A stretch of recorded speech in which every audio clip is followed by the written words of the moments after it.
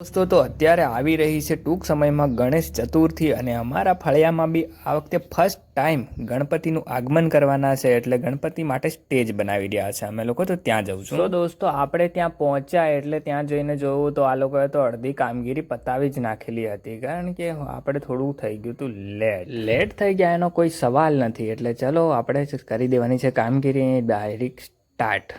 તો અત્યારે તો બનીને બિલકુલ તૈયાર છે. હવે આ નાખવાની છે તાડપત્રી.